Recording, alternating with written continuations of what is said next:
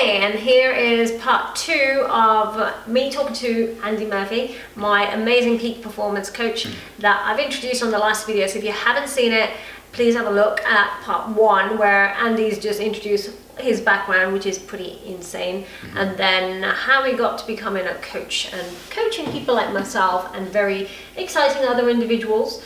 You know, it's amazing. So let's just go back to where I met Andy. Now, I was at a stage where, well, where did we meet? It was kind of, what kind of event did we meet at? Well, we met at like a mindset event. It was a spiritual event. It was a technical mindset event. It was a combination of lots of stuff, and that was in London, right? Pretty down the rabbit hole stuff. Yeah, it was actually. We're talking quantum physics stuff. Yeah. We're talking all metaphysical, crazy world. So it was insane. So, like, you know, it's funny how you attract the right people in your life when you search for a better philosophy, or like if you keep learning, and that's why philosophy is quite big. It's like, I want to improve myself. So when I met someone like Andy, I thought, wow, this guy knows so much about all the things that I don't know, and he was already coaching quite a few people that were very high net worth, and, you know, CEOs. So my advice to you guys is, if you want to be in any position of financial wealth, or if you've got ambition, you need to find someone who can help you get there, because on your own you'll only get so far. Now, what were my limitations? Now, this is being really raw. I haven't actually asked these questions to Andy before on camera, and he doesn't know I'm going to ask him, so I'm going to really put myself in the spotlight and say, so from when you met me till the process of working with me, what were my limitations to getting to the top, or where I wanted to go? For sure. Hey, that is a raw question. That's a pretty big one. Yeah, I like that. I'm opening up, I'm like, reveal all. Like, this is tough, you know. Most people hate this. Most people hate that stuff, but that's cool. And that's, I'm okay with it. Right, for sure. But that's the difference in where you've grown to now. Because at the start, it was all about external validation. Big one, which is why I hate it so much, yeah? Actually, oh my God, Andy is the man who taught me all about this. I never knew what the words external validation even meant, like an idiot, absolute dumb woman. I had no idea what that was all about. Right. And yet, this man identified it for me, and why I was, yeah, you can carry on. I can carry on for sure. But it's a case of understanding what that really means, right? Because we all have to get people's opinions from the outside, for sure, right? But it's like people in social media, they get obsessed with likes. They get obsessed with getting instant gratification, instant reward, and other people's opinions constantly for them to feel good or make a decision, right? So if we rewind the clock, it's like a world you were living in. And what it's connected to is self-doubt, lack of self-worth, which is bizarre. Self-image, right? That's all of these things. When I've worked with eating disorders, I've worked with everything in the past, you know, and it's all the same thing, and it stems down to the same pattern. So for you even to make a trade, right? Well, people hesitate with the trade is because they're because they built up a pattern of constantly having to go outside of themselves to make a decision, right? So it's ego. Yeah. And now, ego is not necessarily a bad thing. It's like a part of us. It's like a leg or an arm. So we've got to learn how to use it, okay? A healthy ego. Yeah, healthy ego. Yeah. And when you were talking about external validation, I'll tell you how it affected me. Now, obviously, what I was doing then was financial trading, and my background, I'd already done property, etc. But, so I was okay financially, and Andy knew this, but I wasn't so happy, I'd have to admit, and my personal life was a joke. I mean, Andy was coaching me in the sense that you're picking people with shiny big egos, like, and I was living that shiny life in terms of very, very outwardly, and now I'm so private as a result because of what Andy's taught me. Right. I'm very much live the quiet life, and I don't need that external validation. I don't care. I don't say I've got this. A lot of people do that, don't they? Especially in this industry. They're like, I drive this and I do this, and I mean, like, okay, you can say a little bit. It's fine to have a nice car and a nice house and stuff, but really, you don't need to go flaunt it to the world and be like, look what I drive, I've got this car, and then I do this and I go and fly. There's such tacky things and obsessions about, look at me flying on my private jet to here.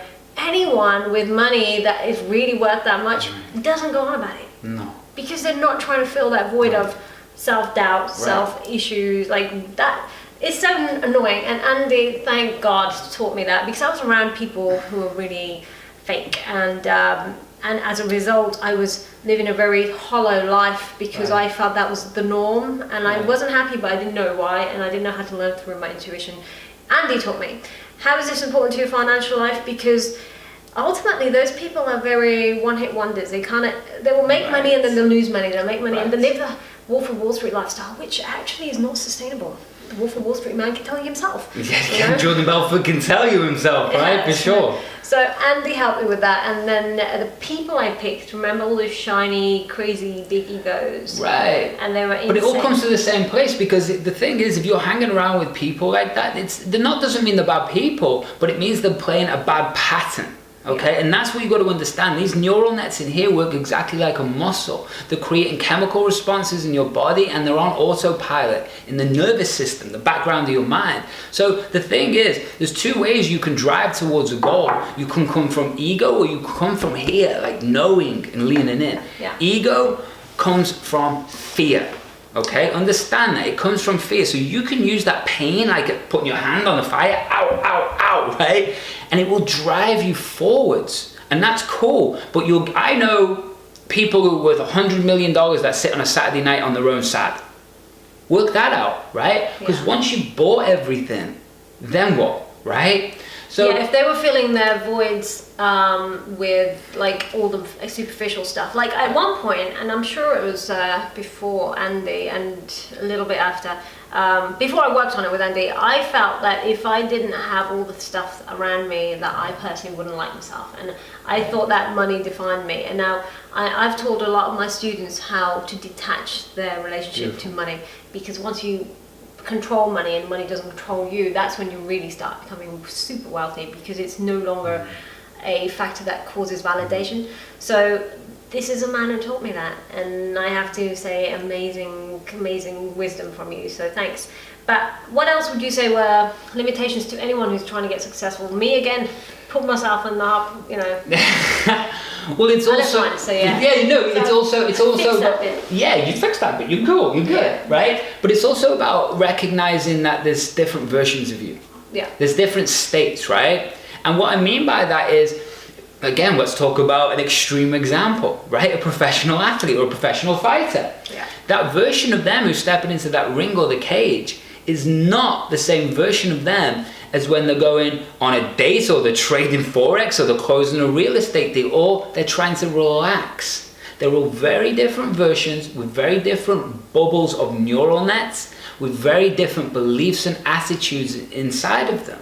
So something that I saw in yourself is you were bringing the stress of the job or whatever it was. If someone brought a business, yeah, exactly, and the challenges in the business, you got it, and you were bringing that into your home life, so that was affecting your whole life.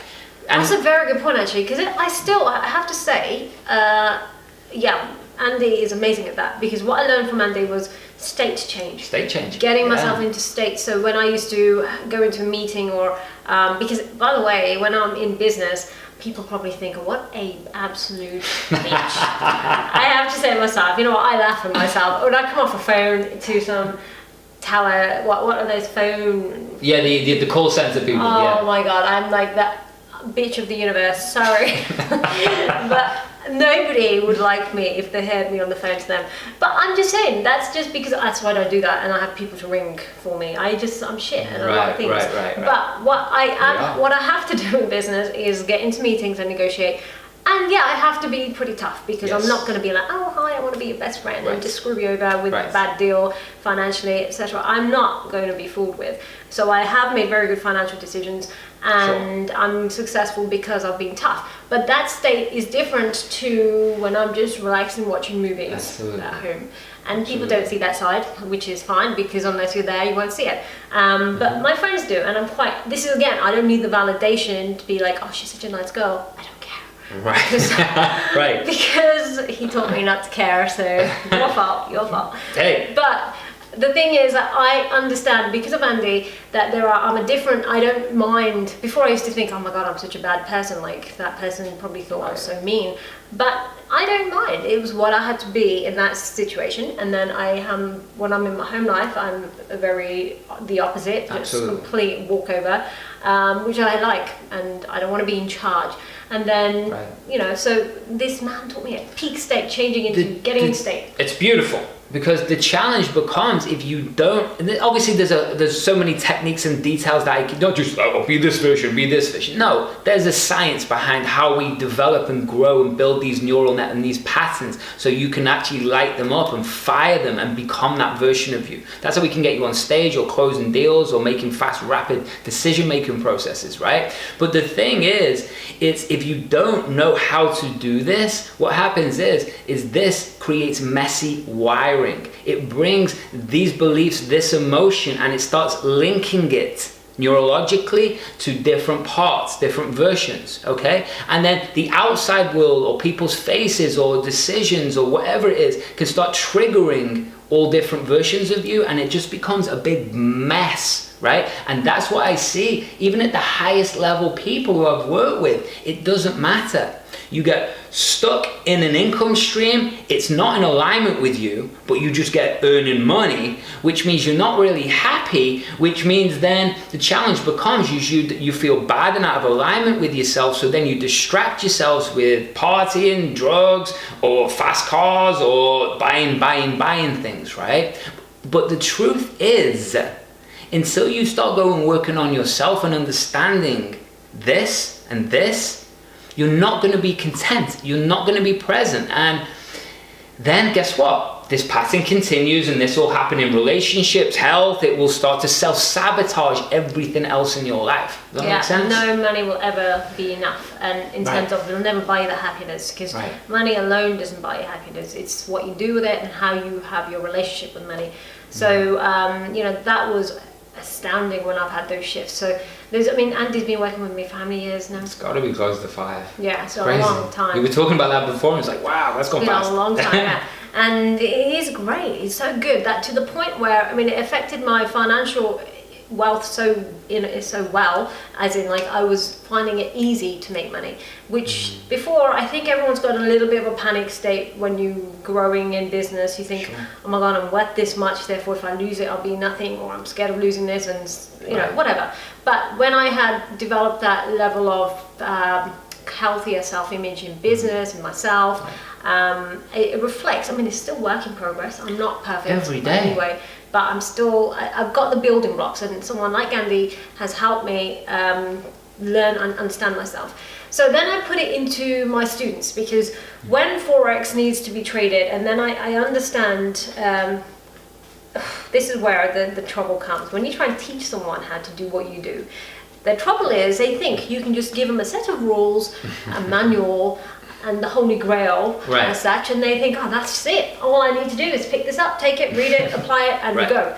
But the applying it is so wrong. And I've had so many students, and Andy knows, that think they listen to what I say or what I'm teaching them, and they don't perform. And then they say, oh, the Forex thing, it doesn't work, or this, that, the other, because they assume they know it all just from the mechanics. But that forms about 15% max of your success as a Forex trader.